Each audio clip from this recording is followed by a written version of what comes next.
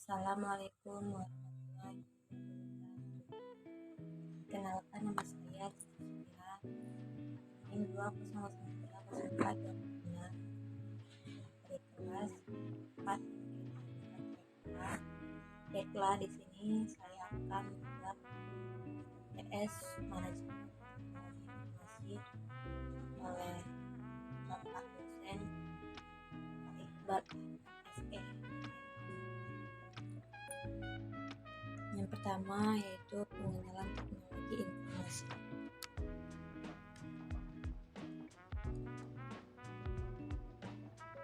Menurut William dan Shapiro itu berpendapat bahwa teknologi informasi adalah suatu teknologi yang merupakan hasil gabungan dari jalur komunikasi berkecepatan tinggi dengan komputasi atau komputer, yang mana jalur komunikasi tersebut membawa video atau suara dan data.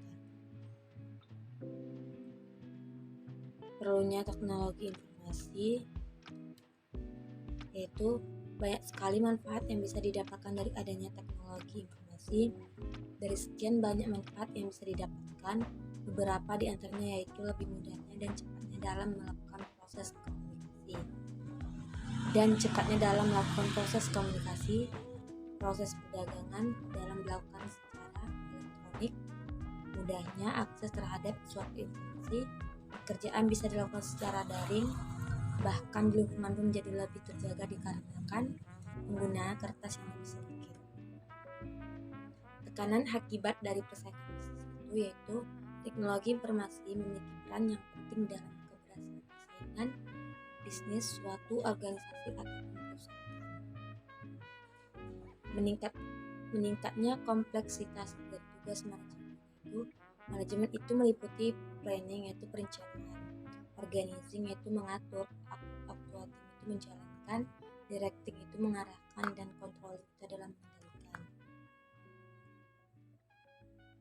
Perlu waktu tanggap yang lebih cepat yaitu keuntungan penerapan teknologi informasi dalam kompleksitas tugas manajemen telah dijelaskan bahwa penerapan teknologi informasi dapat mempersingkat waktu dalam berkomunikasi. Sistem informasi. Sistem menurut sidik pada jurnal Computer at Business volume ke-7 tahun 2013, sistem yaitu kumpulan elemen-elemen yang terkait dengan tujuan akhir yaitu tercapainya suatu tujuan. Kalau menurut Azhar Susanto tahun 2013 yaitu buku yang berjudul Sistem Informasi Akuntansi, sistem merupakan sebuah grup atau kumpulan dari bagian sistem atau komponen yang berupa fisik dan non-fisik yang berhubungan untuk mencapai suatu tujuan. Data dan informasi. Data merupakan fakta dapat digunakan sebagai masukan agar menghasilkan sebuah informasi. Menurut Rowney tahun 2014 itu informasi merupakan data yang diolah agar dapat mempermudah dalam melakukan pengambilan suatu keputusan. Selanjutnya yaitu perangkat keras komputer atau hardware dan perangkat lunak komputer itu software.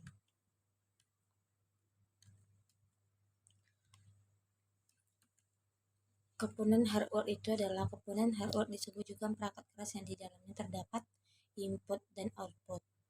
Perangkat input atau perangkat masukan dalam perangkat yang memiliki fungsi memasukkan data ke dalam sistem komputer.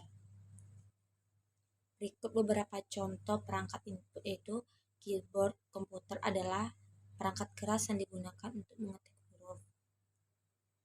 Mouse adalah perangkat kecil yang berguna untuk menggerakkan pointer dengan lebih efisien. Mikrofon adalah perangkat yang digunakan untuk memasukkan suara agar dapat diproses oleh sistem komputer. Scanner adalah perangkat yang memiliki fungsi untuk menginput data seperti gambar. Jenis aplikasi perangkat lunak yaitu perangkat lunak sistem operasi, perangkat lunak driver, perangkat lunak aplikasi bahasa pemrograman.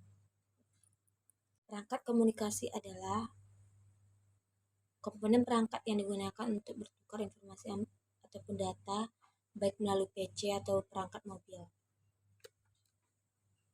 Perangkat lunak komputer yaitu peranti inti atau komponen dari komputer yang berbentuk data, program, dan file digital yang bisa dibaca atau dipasang dalam komputer.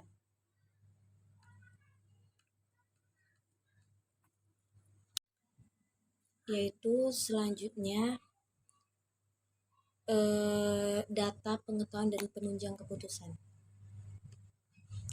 Yang pertama, pengambilan keputusan di level manajemen, yaitu pengambilan keputusan merupakan suatu hasil dari proses mental atau kognitif yang membawa seseorang yang terlibat ke dalam pemilihan sebuah rangkaian aksi dari beberapa alternatif pemecahan masalah yang ada. Semua proses pengambilan keputusan tentu menghasilkan satu keputusan final. Selanjutnya yaitu tipe-tipe pengambilan keputusan. Ada 3 tipe, yaitu terstruktur, merupakan keputusan yang rutin sehingga dapat membentuk sebuah program penyelesaian. Contoh, manajer produksi dari PT Arya selalu rutin melaksanakan kegiatan setiap awal bulan, yaitu dengan membeli bahan baku untuk persediaan perusahaan.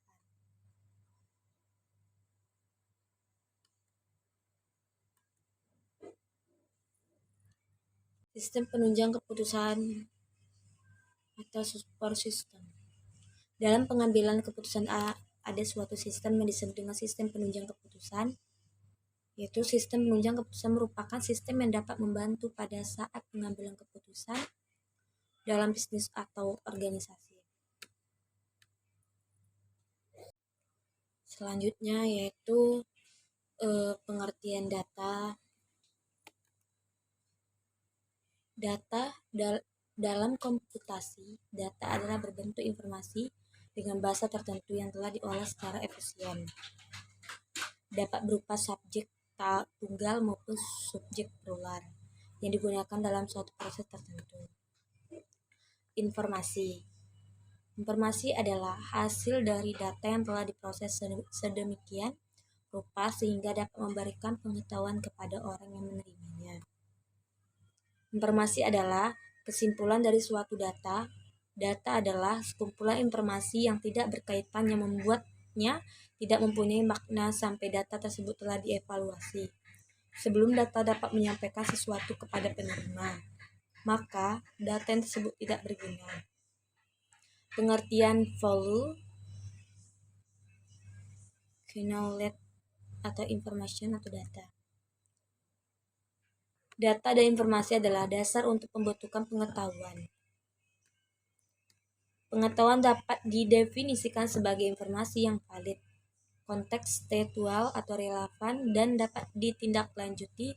Dalam definisi yang lebih sederhana, pengetahuan adalah informasi yang dikodifikasikan. Selain itu, pengetahuan juga dapat diperlakukan sebagai objek yang dapat diperoleh, diintegrasikan, dan disebarluaskan sebagai komoditas dan menjadi produk yang dapat diperdagangkan.